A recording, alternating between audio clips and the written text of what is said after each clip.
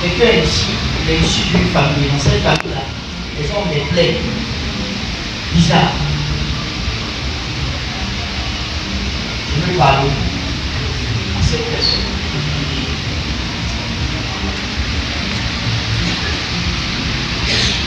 Vous avez compris le message. Des plaies sur la peau. Et on n'arrive pas à bien comprendre l'origine de ces plaies. En ce moment, il y a une personne même dans cette famille-là qui a cette plaie. Et ça prend des proportions, ça s'agrandit. Ça diminue, ça s'agrandit. Je veux parler à cette personne.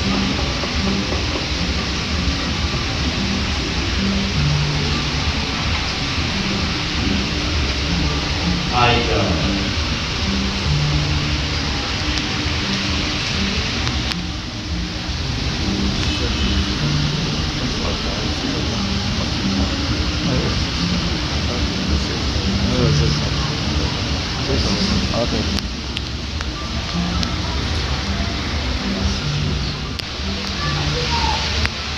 Georges est lié à une famille qui s'appelle, qui a le nom patronyme Poissy.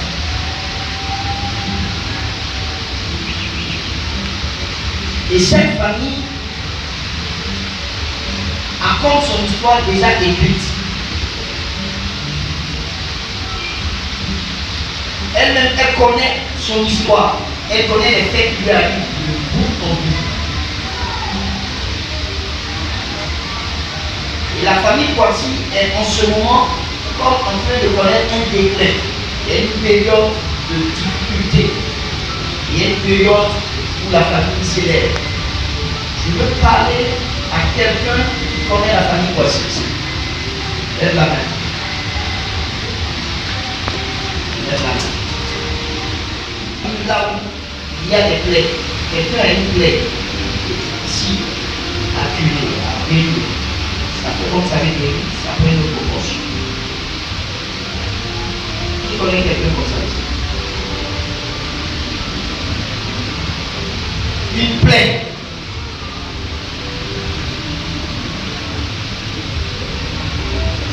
Alléluia. Amen.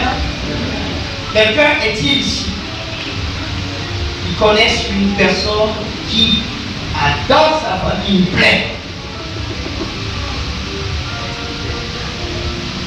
On ne remettra plus là-dessus. Alléluia. L'esprit de mort. Et l'esprit de mort souvent la visite. Et elle perd les forces. Ses nuits sont souvent agitées. Et souvent des migraines, des maux de tête. Je suis en train de t'informer, je ne sais pas. Mais je suis en train de te dire que Jésus-Christ de Nazareth, parce que tu es là, a révélé cela et donne la victoire à cette année au nom de Jésus. Amen. La mort ne la surprendra pas au nom de Jésus. Amen. La puissance de Dieu va intervenir en sa faveur au nom de Jésus. Amen. Le tampon qui avait été préparé, le cercueil, sont brisés au nom puissant de Jésus-Christ de Nazareth. Lève-les. À travers lui, je libère la parole dans l'atmosphère de Alice. Et je déclare maintenant, au nom de Jésus. Oh my God.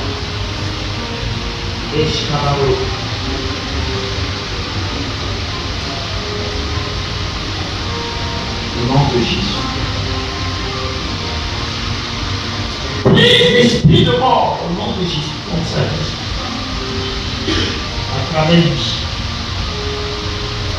Elle ne pourra pas. Je vais prier avec de l'eau.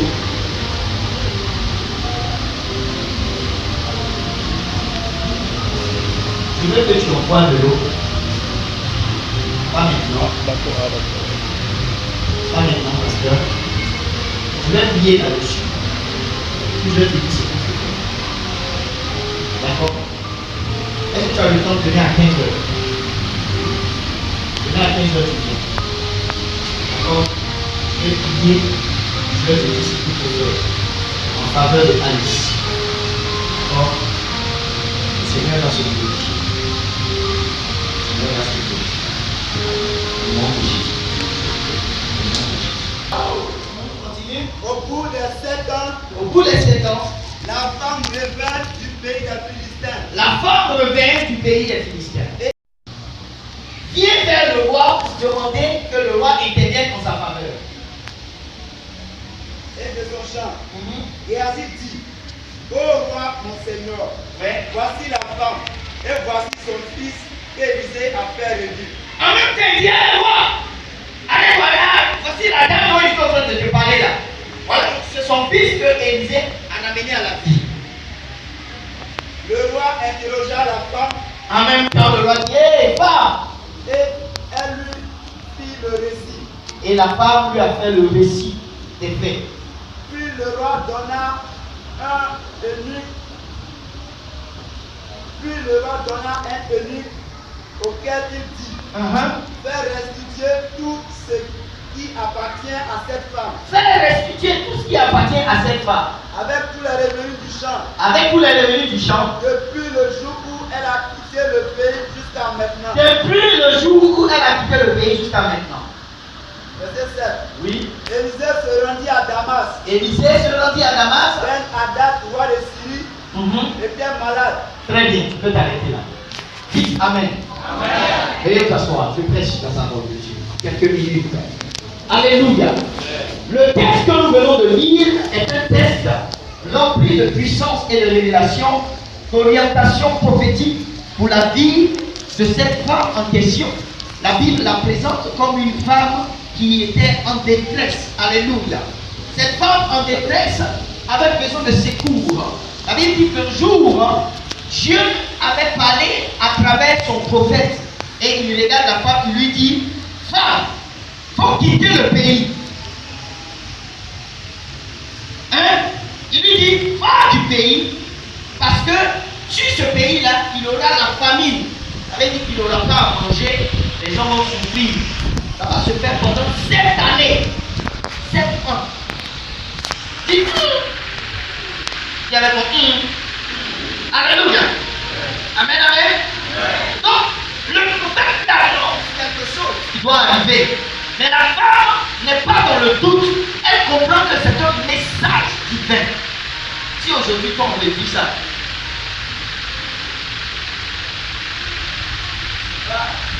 tu vas injurier le gars qui va te dire ça. On te regarde et puis on dit laisse ta maison, tous tes champs, tout ce que tu fais, la faut laisser qu'on fuit. Parce qu'il va avoir un problème. Il n'aura pas à manger dans la ville ou dans le pays, pas quelque part. Il a dit quoi? La soeur en bleu là-bas, le souffle trop. Si on te dit ça, tu vas dire quoi? Hein? Tu vas dire quoi? Je vous jure pas les très spirituels. Si quelqu'un vient te voir et dit, faut partir ici là, parce que vraiment, tu vas voir quelque chose qui va se passer. C'est pas compliqué. Faut partir, on laisse ta maison. La maison, il y a des jolis trucs dedans. Ton champ de cacao, les cafés, tout ça, il faut fuir. Tu vas dire quoi? Hein? Tu vas dire quoi? Elle est sincère. Acclamez le Seigneur pour elle. Peut-être que vous ne parlez pas, mais dans vos cœurs, là-bas, vous savez ce que vous allez dire. Alléluia. Le prophète la regarde et lui dit, va-t'en, parce qu'il aura la famille. Il faut fuir. La dame se lève, elle prend son fils et elle part dans un autre pays, dans le pays des Philistins. Et pendant 7 ans, elle laisse sa maison, elle ses champs. Elle a obéi à la voix de Dieu. Dis, j'obéirai à la voix de Dieu. Au nom de Jésus. Amen, amen. Et quand elle est partie dans ce autre pays chez les Philistins, la Bible ne dit pas comment elle a mangé, comment elle a vécu, comment son fils et elle ont vécu. Mais la Bible nous comprend qu'elle a vécu pendant 7 ans. Donc à la 7e année, lorsque la 7e année est terminée, en rentrant dans la 8e année, elle est revenue dans son pays. Donc elle comptait des années. Parce que Dieu a dit 7 ans. Elle dit, Seigneur, je vais obéir. Vous savez, il y a des choses que Dieu veut faire dans votre vie. Vous parviendrez à les voir si vous êtes dans l'obéissance. Quelqu'un dit Amen. Dis bien Amen. Ton obéissance va te faire rattraper des grâces, des bénédictions extraordinaires. Tu ne dis pas bien Amen à ce que je dis. Celui qui obéit, c'est celui qui sait que Dieu va accomplir son œuvre. Celui qui a la volonté d'obéir, c'est celui qui sait que le surnaturel sera manifeste dans sa vie. Celui qui a la volonté d'obéir, c'est celui qui sait que, arrivé à un certain moment de sa vie, il y a des époques qui ne vont plus fournir parce que le trône de Dieu va parler en sa faveur. Je veux que tu sois dans un élan d'obéissance ce soir, au nom de Jésus. Qui avec moi, j'obéirai à l'Éternel. Alléluia. Cette femme se lève, elle part avec son fils. La Bible dit qu'elle n'avait pas. Elle avait son fils, et ce fils-là était déjà mort, et que Élisée a ramené à la vie. Donc c'était une femme en détresse, certainement veuve, et aussi vulnérable, c'est-à-dire qu'elle était sans force. Elle avait besoin du soutien, elle avait besoin qu'on lui annonce de bonnes paroles. Écoutez, toutes les bonnes paroles ne sont pas seulement tu vas voyager. Toutes les bonnes paroles ne sont pas seulement tu vas prospérer. Mais dans les bonnes paroles, il y a des choses que tu peux ne pas aimer. Mais elles sont bonnes par rapport à la substance qui sont en elle, qui est en elle. Ces paroles sont bonnes par rapport à ce qu'elles contiennent. Parce que ce qu'elles contiennent, c'est ce qui va te faire grandir et te faire prospérer au nom de Jésus. Ton amen est faible. Cette femme est partie.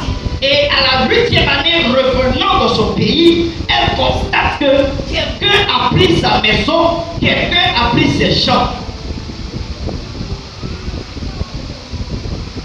Dis, c'est pas normal. Alléluia. La Bible dit qu'elle n'a rien eu d'autre à faire que d'aller directement chez le roi pour dire au roi, il faut que tu parles en ma faveur. Parce que ce qui m'arrive n'est pas normal. J'étais absente sur instruction de Dieu par l'entraînement de son prophète, et à mon retour, quelqu'un a possédé mes biens. Il a pris ma belle maison, il a pris mes champs et il a tout pris. Je ne suis pas d'accord, et elle fait quelque chose, sinon au roi fait quelque chose. Écoutez-moi, quand vous savez que quelqu'un a volé vos bénédictions, quand vous savez que le diable a volé vos bénédictions, il n'y a pas de combat à faire. Le seul combat, c'est que vous ayez la force de vous rapprocher de celui qui tient toutes choses entre ses mains, qui est l'Éternel Dieu des armées, créateur du ciel et de la terre, le commencement et la fin de toutes choses, l'alpha et l'oméga, celui qui dit une chose et la chose arrive. Alléluia. Il a la possibilité de ramener toutes choses. Ce que l'ennemi vous a volé, il a la possibilité de vous le restituer. Quelqu'un dit avec 3 mois.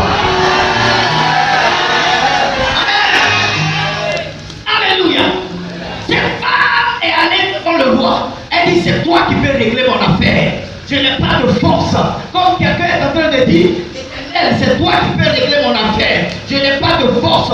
Je suis sans force. Je n'ai pas de connaissance. Personne ne peut parler en ma faveur si ce n'est toi, Éternel. Oui, c'est ce qu'il convient de faire. La Bible dit quand le malheureux crie, l'Éternel entend et il descend pour le délivrer de ses frayeurs. Je déclare que l'Éternel descend pour te délivrer au nom puissant de Jésus-Christ. Ton amen valide ma prière. Alléluia.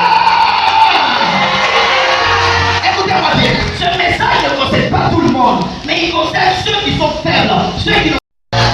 Écoutez-moi bien, quelle que soit la classe dans laquelle les gens vous mettent, si les gens vous ont sous-classé, Dieu va vous surclasser.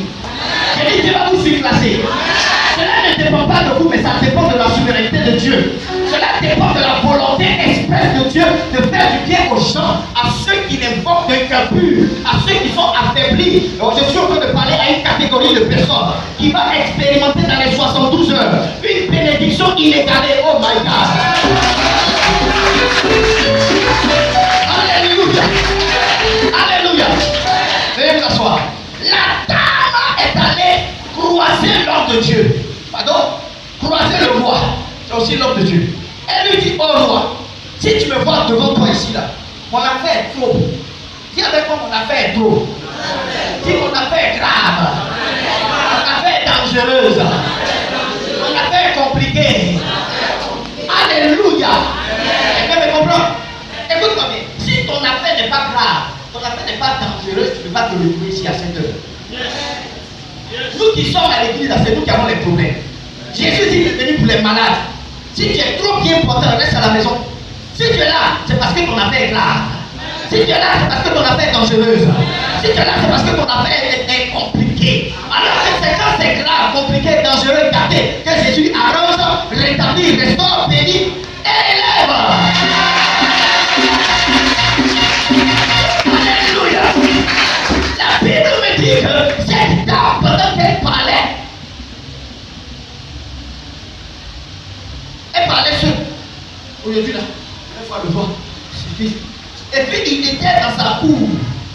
Et il était sur son appartement royal. Et puis pendant qu'il parlait aussi avec le serviteur du prophète, c'est-à-dire Géasi, Géasi voit la dame qui est en train de parler ceux qui viennent. Il dit, oh Dieu, allons-y, allons chez le roi. Oh Dieu, c'est qui fait là? On va voir. Mais Seigneur, est-ce que j'ai mal fait d'obéir? C'est ton prophète qui m'a dit de partir. Je suis parti, ils ont volé ma maison, ils ont volé mes champs.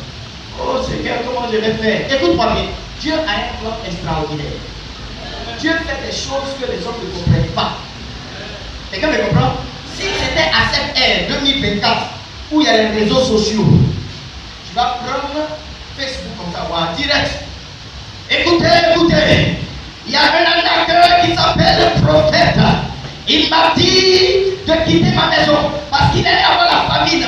J'ai fui, je suis parti pendant 7 ans. Quand je suis revenu, quelqu'un a pris ma maison. Ils ont pris mes champs. Est-ce que ça c'est un prophète? Et puis les gens vont mettre en commentaire, faux prophète, arnaqueur, mamailleur, maudit de ce prophète. C'est pas ça? Mais la dame est restée silencieuse. Elle allait se plaindre à la cour royale. Quand tu souffres, va dans la cour du roi des rois. Oh, alléluia. Va dans la cour de celui qui peut dire une chose et la chose va arriver. Va dans la présence de ton Dieu. La Bible dit, approchons-nous avec assurance du trône de la grâce, afin que nous soyons secourus dans tous nos besoins. Je ne sais pas quel est ton besoin, mais lorsque tu t'approches du trône de la grâce, il y a une manifestation de souveraineté, de la bonté, de la fidélité, de la grâce, de l'élévation, de la guérison, de la restauration divine qui arrive. Alléluia. Et le roi dit, parle, je t'écoute. Si le roi te dit parle, je t'écoute, c'est qu'il y a la solution. Oh, alléluia. Je dis alléluia. Si Dieu te dit parle, je t'écoute, c'est qu'il a déjà solutionné ton affaire. Quelqu'un me comprend? Quelqu'un me comprend bien? Quelqu'un me comprend bien? Est-ce que quelqu'un dans la pensée du message? Écoutez, le Seigneur te dit, demande-moi et je te. Quelqu'un me comprend? Ça veut dire, il faut parler, je suis à l'écoute. Alléluia. David dit dans le psaume 116, il dit, oh Éternel, j'aime l'Éternel car il entend ma voix, mes supplications. Il a incliné son oreille vers moi. Oh my God. Dieu a incliné son oreille vers toi parce qu'il veut t'écouter. Il veut t'écouter afin que ce que tu lui demandes, il traite cela à la minute et dans les 72 heures. Il y a des gens dans 72 heures vont expérimenter un miracle. Des gens sont ici, je dis, dans 72 heures vont expérimenter une dimension de grâce. Vous êtes allergique aux semences ici, quand on presse, vous ne semez pas dans la parole. Vous avez un problème avec ça? Hein? Je vais vous faire entrer dans votre miracle ce soir. J'ai dit, je vais vous faire entrer dans votre miracle ce soir. La dame a commencé à expliquer au roi. Elle dit au roi, roi, le prophète m'a dit de quitter mon pays. Et c'est pas s'il a dit aux autres, mais à moi. Il dit, va-t'en, prends ton fils, et puis sors de ce pays parce qu'il va avoir la famille. Moi, je suis parti. Il dit, ça va faire 7 ans. Je suis parti, je suis revenu à la 8e année. Quelqu'un a pris ma maison. Quelqu'un a pris mon champ. Le roi ne s'est pas venu. Il dit, quel prophète ça? Faites attention. Vous parlez trop vite. Et ce qui peut faire blocage à vos bénédictions. Les prophètes maintenant, tu les vois même. C'est elle, il voit. C'est elle, il voit. C'est elle, il voit. Il voit, oh, il voit. Il voit au nom de Jésus. Alléluia. Toujours, il y a quelqu'un ici, il y a quelqu'un là-bas. Oui, il y a quelqu'un ici qui a besoin de guérison. Alléluia. Le roi ne s'est pas plaint. Il dit, femme, aujourd'hui même tu es exaucée. Écoutez, Dieu a des stratégies extraordinaires pour vous bénir. Dieu a des stratégies inimaginables pour nous exaucer. Quand vous lisez la vie de cette femme, son statut est qu'elle n'a pas tort. On ne montre pas qu'elle est un grand fils ou elle a des enfants. On dit qu'elle avait qu'un seul fils. Donc elle est femme, elle seule, elle ne peut pas gérer une grande maison, elle ne peut pas gérer un champ longtemps pendant 7 ans. Donc Dieu orchestre une situation, oh my God. Il dit à cette femme, va, éloigne-toi, laisse ton champ, laisse ta maison. Quelqu'un va venir prendre ton champ, quelqu'un va venir prendre ta maison. Il va entretenir ta maison, il va faire la peinture de ta maison, il va prendre ton champ de cacao, de béa, de palmier à huile pendant 7 ans. Mais quand tu vas revenir, ce que tu n'as pas pu faire en 7 ans là, cela te sera restitué.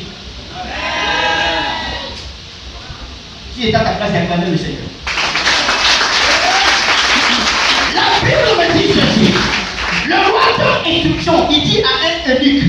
L'eunuque c'est un homme physiquement posé, qui est castré. Quand on dit castré, ça veut dire qu'il ne peut pas répondre face à une femme. D'accord? On enlève pour lui tout ce qui est substance qui lui permet d'être viril ou chercher une femme. Donc les eunuques sont des personnes, des personnalités aux côtés du roi ou aux côtés des reines. D'accord? Ils sont des gens qui obéissent. D'accord? Il dit à un de ces gars comme ça là, accompagne cette femme-là. Et là où se trouvent ces biens là, tu vas là-bas, tu demandes qu'on lui restitue ses biens. Est-ce que je parle de restitution divine? Est-ce que je parle de restitution divine? Hé, papa, tu es là? Tu es là? Il demande qu'on lui accorde la restitution de tous ses biens. Comme Dieu sait que c'est une femme, elle ne peut pas entretenir elle seule un grand champ pendant 7 ans. Dieu dit, sors de ce champ, je vais envoyer quelqu'un, et puis je vais trouver des moyens pour te restituer ton champ, et puis les récoltes de ce champ en termes d'argent, en termes de francs, en termes de production, qu'elle soit annuelle ou mensuelle, te seront accordées pendant 7 ans. Ça veut dire, si c'est un champ d'EVA, EVA c'est chaque mois, ou un champ de cacao, je suppose que le champ est un champ peut-être de 5 hectares ou 10 hectares. Elle seule, est-ce qu'elle peut entretenir un champ comme ça? Est-ce qu'elle peut? Les mamans, vous ne parlez pas. Est-ce qu'elle peut? Elle ne peut pas. Mais Dieu sait que cette femme-là, il lui faut la richesse, il lui faut la prospérité. Il crée une condition par une parole prophétique, et puis il rééclaire une autre condition pour que cette femme-là, par la sagesse de Dieu qu'il accorde au roi, rentre dans ses bénédictions. On dit, il faut lui restituer, on me dit la bâtisse, tout ses biens, sa maison et son champ, et puis les revenus de son champ. Donc, si c'est un champ de BA qui fait 1 million par mois, ou bien un champ de cacao qui fait 2 millions par an, multiplié par, ça lui fait combien de millions? Et ça, on s'appelle la restitution divine. Si c'est un champ de BA qui lui permet d'avoir 500 000 le mois, multiplié par combien de 12 mois, c'est ça? 500 000 multiplié par 12, ça fait combien? 6 millions annuellement multiplié par 7, ça fait 42 millions de francs CFA. C'était le plan de Dieu pour permettre à cette femme de monter dans une prospérité divine. Dieu a un plan pour te donner de monter dans une prospérité. Mais tu ne comprends pas. Il te faut l'obéissance que tu saisisses. La grâce substantielle qui a été relâchée sur toi. Tu n'es pas pauvre, tu n'es pas maudit. Mais Dieu a orchestré quelque chose. Mais quand tu ne comprends pas, tu te poses des questions. Est-ce que cela est possible? Je t'annonce que cela est possible. Je dis, je t'annonce que cela est possible. Je t'annonce que cela est possible. La restitution vient de Dieu.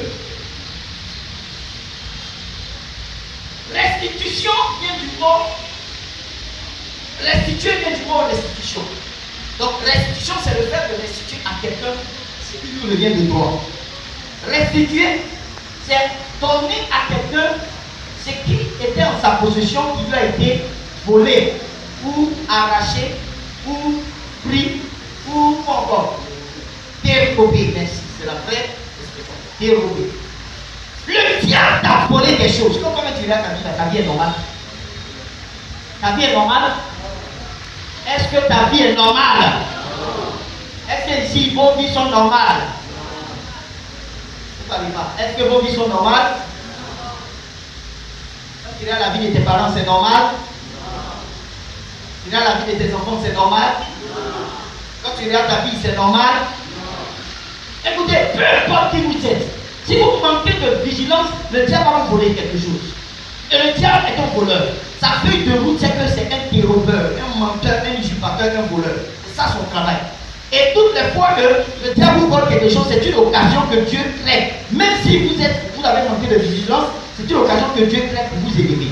Parce que ce qui vous a volé là, ça va prendre de la valeur. Oh my God, dans le temps. Oh my God. Et puis Dieu va augmenter encore les possibilités de te bénir. Il va créer les circonstances pour que ce que tu as perdu prenne de la valeur et de la grandeur. Pour que lorsque on est en train de te restituer cela, tu sois dans la détresse et dans l'agissement. Quelqu'un qui amène à cette parole. Alléluia. Le diable est un menteur. Le diable est un voleur. Sa belle-mère, la sirène des eaux, est une menteuse. Son neveu, l'esprit de mort, est un menteur. Son cousin, l'esprit de pauvreté, est un grand menteur. Il fait comme s'il est en alliance, mais vous n'êtes pas en alliance. Lui et ses parents sont des menteurs. D'accord? Son arrière-petit-fils, l'esprit de mort, est un menteur. Le diable est un menteur. Dis avec moi, le diable est un menteur. Il a menti dès le commencement. Il a menti sur ma bénédiction. Il a menti sur mon élévation. Il a menti sur ma prospérité. Il a menti sur ma guérison.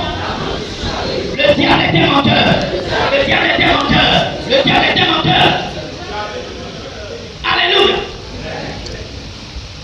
Ton état actuel n'est pas réel. C'est le jour où tu vas réaliser qu'il t'a volé là. Quand tu vas aller devant Dieu, tu vas dire très bien. C'est ce que j'attendais. Il y a des gens qui pensent que ma vie là, c'est comme ça. Où est-ce là? Où est-ce la guerre? C'est comme ça. Dans ma famille là, c'est comme ça. On gagne un peu, on perd beaucoup. Gloire à Dieu qui est dans les cieux. Alléluia. C'est pas grave. Insultez-moi sur la terre. Méprisez-moi sur la terre. Ce n'est rien. Ce n'est rien, m'appartient dans les cieux. Vivez là-bas, dans la pauvreté, dans la misère, dans les manques, dans la frustration. Vivez là-bas. Ça fait rien si tu m'as volé cet argent, ça fait rien si tu m'as volé. Même si tu as bloqué mon enfantement, ça fait rien. Je vais adopter un enfant. Adopter un enfant. Ça fait rien. Regarde comme évangile. C'est un faux évangile. C'est un faux évangile. Et puis parce que tu te consoles, il y a des versets. Dans ce monde, la Bible dit chercher premièrement le royaume. Oh, je cherche le royaume. Ces autres choses sont les choses de la terre. C'est de la terre. Mais quand tu vas pour les autres, tu dis, là, c'est le diable. C'est le diable qui veut venir. Quand tu vois là, c'est le diable. Le diable ne donne rien. Le diable arrache tout. C'est Dieu qui donne. Quelqu'un me comprend? J'ai entendu quelqu'un qui t'a lâché qui disait le diable, quand il donne avec la main droite, il prend avec le diable. Un menteur. La condition de vie qu'il t'a donnée là, il ne faut pas accepter ça. Dis je refuse cela. Je refuse cela. Je refuse cela. Je refuse cela. Au nom de Jésus.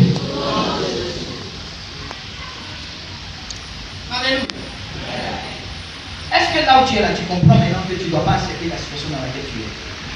La femme, laquelle elle est venue, elle fait pas grave. Dieu même, elle avait parlé de cette Dieu là, il change. Ses voies sont incontournables. Comme il a dit, c'est pas grave. Même s'ils ont volé, Dieu va faire tout le monde son talent. Il laisse à Dieu. Il laisse à Dieu, oh, il laisse à Dieu. Hey! Donc, tu peux laisser quelque chose à Dieu. Demande la justice divine, demande la restriction divine. Quelqu'un t'a volé ton poste au travail. Quelqu'un a semé un désordre dans ta vie. Quelqu'un est allé dire de fausseté contre toi. Et tu as perdu ton travail. Et tu viens, tu dis c'est pas grave, Dieu va faire un jour Dieu va me défendre. Lève-toi dans la prière, va dans la cour céleste et adresse-toi à Dieu. Comme étant un fils qui reconnaît ses droits et qui vient les réclamer devant son Père en disant Seigneur, voici ce qui s'est passé, mais je refuse cette situation. Je ne dis pas amen à cette parole. Lève-toi, on va prier ici.